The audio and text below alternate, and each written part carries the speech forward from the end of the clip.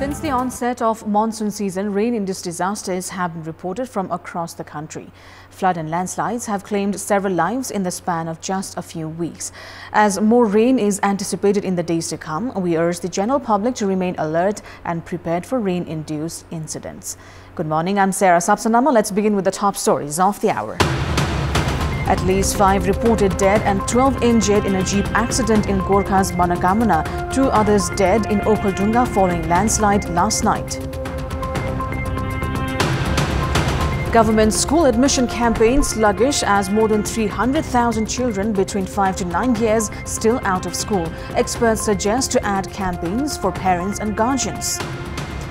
U.S. Coast Guard confirms all 5 passengers on board the Titan submersible dead after an implosion. The submersible had gone missing since Sunday after setting to explore the wreck of the Titanic.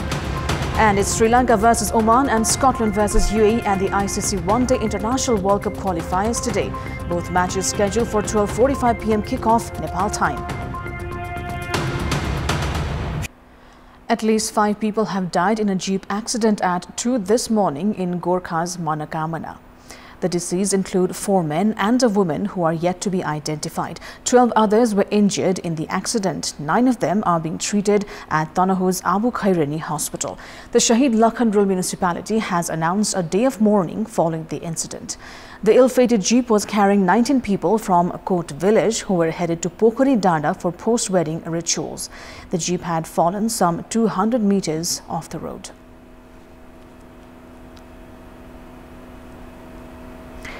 Three houses were swept away by landslide at midnight last night in Bilandu of Okhaldunga's Champa Devi Rural Municipality.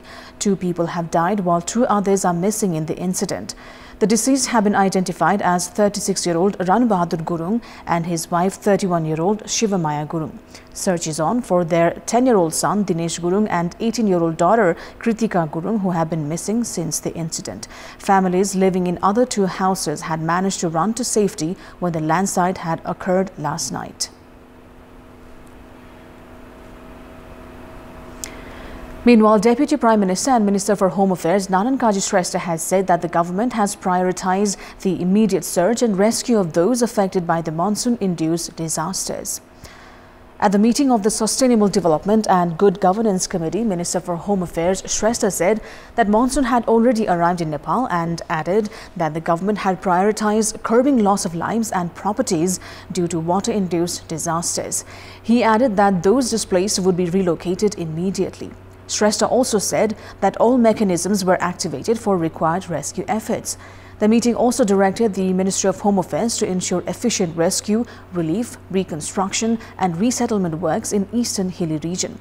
The committee has also directed the government to ensure efficient preventive measures to curb the risks and losses caused by disasters. It's time now for our segment Public Pulse, where you text us with your opinion. The question is, what could be the reason for the delay in search and rescue operation for the flood and landslide victims? Your options are A. Geographical hardship, B. Lack of initiation and C. Lack of resources. The voting is on. Type NEWS, select your option A, B or C and send it to 34001 to share your opinion with us. The Citizenship Bill, certified by President Ramchandra Podal on 31st of May, will now come into implementation. Doors have opened for implementation of the laws after the Supreme Court decided not to give continuity to the interim order against President's certification of the Citizenship Bill. Doors have opened for distribution of citizenship after the joint bench of Supreme Court Justices Ananda Mohan Bhattarai and Kumar Regmi decided not to give continuity to the interim order of single bench of Justice Manoj Kumar Sharma issued on 4th of June. Hearing on the writ registered by senior advocates Surendra Bhandari and Balkrishna Neopane, the Supreme Court joint bench of Justices Bhattarai and Regmi scrapped the writ. A writ was filed against President Podal's certification on the Citizenship Bill following recommendation of the Council of Ministers. The Supreme Court has issued an interim order directing not to withdraw the case against those attacking Tribhuvan University Assistant Professor Prem Chalaune. A single bench of Justice Manoj Kumar Sharma issued the interim order and sought for reasons to withdraw the case. Chalaune, who has been fighting for justice for the past 3 years, is now optimistic following the court verdict, saying that the decision of the government to withdraw the case against his attackers was illegal and unconstitutional. Assistant Professor Chalaune had filed a writ at the Supreme Court. Cadres of Nepal Student Union affiliated to Nepali Congress had attacked Chalaune on 6th of October 2020. The 8th Kantipur Hisan Edufair, which was halted by Kathmandu metropolis, is set to resume from today.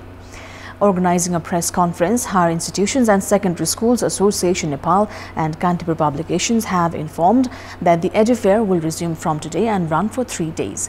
According to Hisan President Ramesh Silwal, the fair is to be resumed after the verdict of Patan High Court. Silwal added that despite the verdict on resumption of the Edufair, the issue of compensations was sub judice. Prior to this, the Edufair, which had begun on 15th of June, was halted on the same day by Kathmandu metropolis. Now, in our Public Voice segment, we've asked people in several provinces what should be done, what should be prioritized, in fact, in the budget of local governments. Let's take a look at what they had to say. Narayani उपक्षेत्रीय अस्पताललाई चाहिँ त्यसको चाहिँ व्यवस्थापनमा चाहिँ अलि कडाइका रूपमै अगाडि सरियो भने किसान गर्ने भन्छ पैसा छैन उसको मल बिउ किन्ने पैसा छैन त्यो चाहिँ फेरि अब उपलब्ध गराउन सकियो भने उलाई राहत हुन्थ्यो महिलाहरूलाई पनि केही इन्भल्भ हुने खालको कामहरू केही त्यस्तो बजेटहरू ल्याइदिएदेखि छुट्याइदिएदेखि जनताको जनजीविकाको सवालमा बजेट आउनुपर्छ बेरोजगार छौं रोजगार दिने कृषि क्षेत्रलाई अगाडि बढाउनको लागि बजेट विनियोजन गर्नुपर्छ हेल्थ सेक्टर देखि लिएर एजुकेसनमा चाहिँ अब उनीहरुले चाहिँ बजेट चाहिँ एलोकेसन गर्नु पर्यो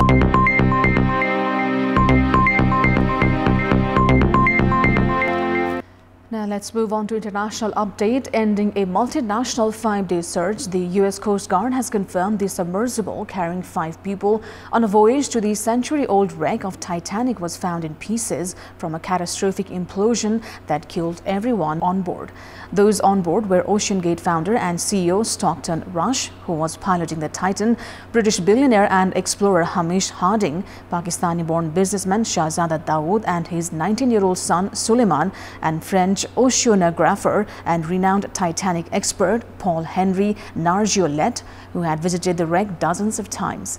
A robotic diving vehicle deployed from a Canadian ship had discovered a debris field from the submersible Titan yesterday.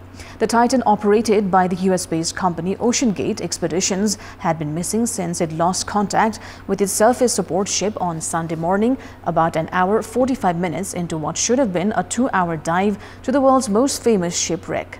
5 major fragments of the 22-foot Titan were located in the debris field left from its disintegration, including the vessel's tail cone and 2 sections of the pressure hull. No mention was made of whether human remains were sighted. Rescue teams from several countries had spent days scanning thousands of square miles of open seas with planes and ships for any sign of the Titan. Intense worldwide media coverage of the search largely overshadowed the aftermath of a far greater maritime disaster stemming from the wreck of a migrant vessel off the coast of Greece last week, killing hundreds of people. And that is all for the moment. Thank you for watching. Bye for now.